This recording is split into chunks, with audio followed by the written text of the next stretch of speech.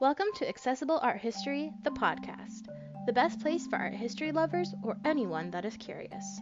My name is Annalisa, and I'm here to share an incredible work with you. Just a quick reminder before we get started. All sources and images will be posted on the Accessible Art History blog. You can find the link in the episode description as well as on our Instagram at accessible.art.history. Now that we have that out of the way, let's get started. In this week's episode, I'm moving away from Romanticism and into the world of Realism. In one sense, this period builds off Romanticism in the fact that it shows different aspects of society that people weren't necessarily used to seeing. However, in a larger sense, Realism was a rejection of past periods. It looked past ornamentation and down into the nitty-gritty. One of the great artists of this movement was Gustave Corbet. In this episode, I'm going to dive into one of his most famous works, the Stonebreakers. Painted in 1849, it represents not only the life of the lower class, but also a political revolution. So to learn more, then keep on listening. In this work, we see two men working hard at breaking stones along a road. One man seems too old to do this job, while the other seems too young. They don't notice us coming up onto the scene.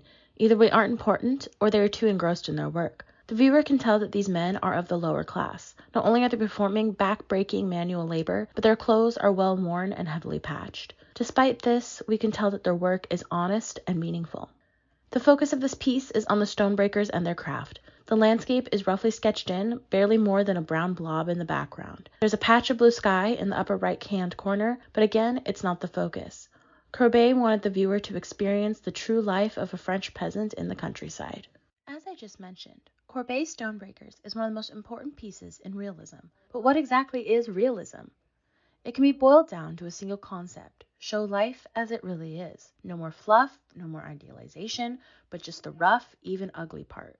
Realism was a rejection of the exotic elements of Romanticism, and instead a focus on the absolutely ordinary. It was also a reaction to the neoclassical period.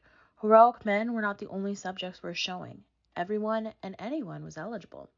The style started in France around 1840 and was only fueled by the revolutions that swept Europe in 1848. I'll discuss more of this later. In addition, the invention of photography only heightened the desire for realism in art. The color palette that was favored by realist artists is similar to the ones we find in the Stonebreakers, natural earth tones that mimic the world around the artist. This movement was significant because it was one of the first times in art history that we see a focus on the common man. Gustav Corbei was not only one of the greatest realist artists, but he also helped to create an important subgenre, social realism. It shows society and its lowest-ranking members as they were. There was no idealization to help romanticize their station. Instead, it served as a critique of the upper classes and the mistakes that they had made to create such a class divide. The style was highly influential and was shocking to salon audiences when it was unveiled in 1850. In fact, it was so popular that it made its way across Europe and even across the Atlantic to the United States. Social realism would remain a popular genre until the 1960s. Next, I'm going to dive into some historical background information and some more info on Corbet himself. But first, let's take a quick break.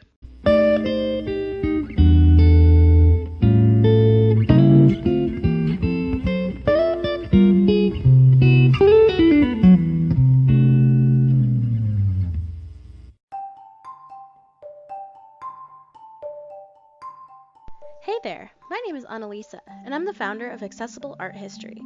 As a part of my content offerings, I produce a podcast. For the first several seasons, I will be discussing 50 objects that shape the history of Western art. From prehistoric cave paintings to contemporary art, I'll be covering it all. The podcast was designed for everyone, from the casual couch historian to a museum's expert.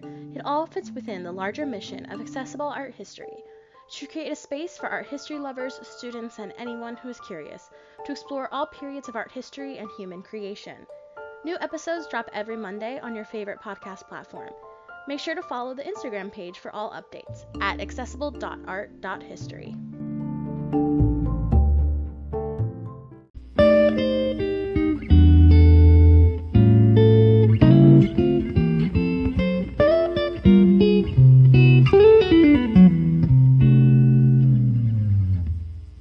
Alright, now that I'm back, let's get into the story. As I mentioned, the development of realism and Corbet's The Stonebreakers can be linked directly to the revolutions of 1848, specifically in France. It lasted nearly a year, from February 22nd to December 2nd, 1848. During this time, King Louis Philippe I was overthrown and replaced with the Second Republic. This was fueled by the dissatisfaction in the ruling class. For the past 50 years or so, the French have been trying to figure out a system of government that would take everyone's needs into account. Very few people actually held voting rights, and even fewer had a say in government processes. It was no surprise that realism rose out of this tumultuous time. On December 2, 1848, Louis Napoleon Bonaparte, nephew of past podcast subject Napoleon Bonaparte, was elected as president of France. He was so popular with the lower class, and there was a sense of promise to his tenure. However, only 3 years later, he seized power and proclaimed himself as Napoleon III, Emperor of the French. Once again, politics dealt a heavy blow to the common people of France. One person that wouldn't stand for this was Gustav Corbet. He was born Jean-Désiré Gustave Corbet on June 10, 1819.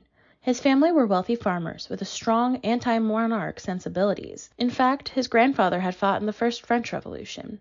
Details about his upbringing are scarce, but it seems that he loved to practice art by sketching his siblings and the world around him. Corbet's first works were inspired by literary and historical stories, but he soon abandoned that for art via observation.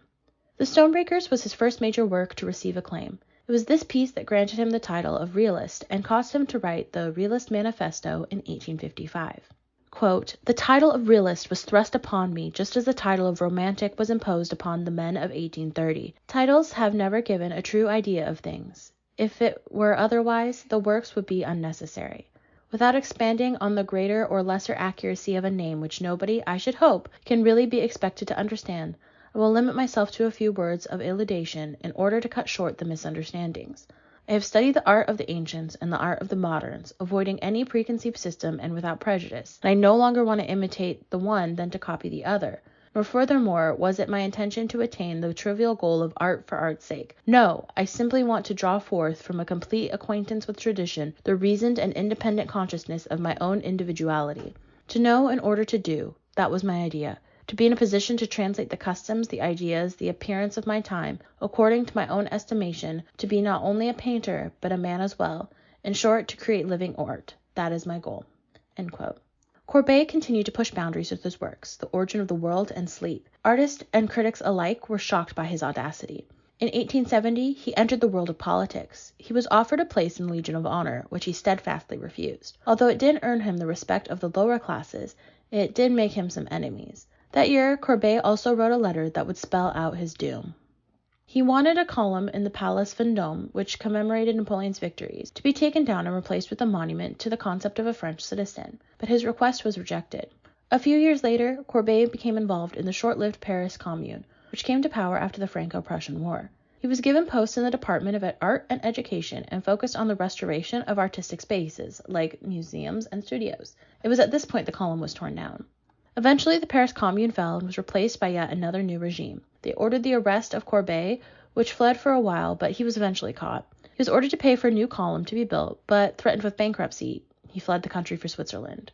In May 1877, the court informed Corbet that he could pay the cost in installments. Ironically, Gustav Corbey died on December 31, 1877, the day before his first payment was due. He was only 58 years old, but likely died of liver failure due to heavy drinking.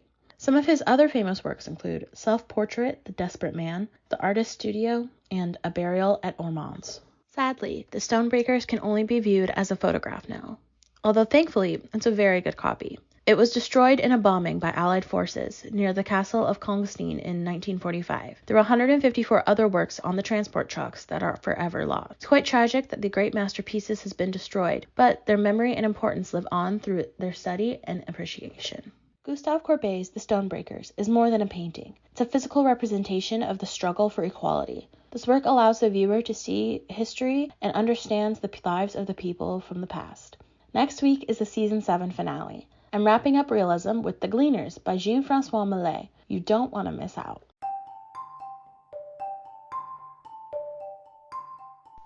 Thank you so much for listening to this episode of Accessible Art History, the podcast. Make sure you follow us on Instagram at accessible.art.history for updates and keep an eye out for our next episode. They drop every Monday on your favorite podcast platform.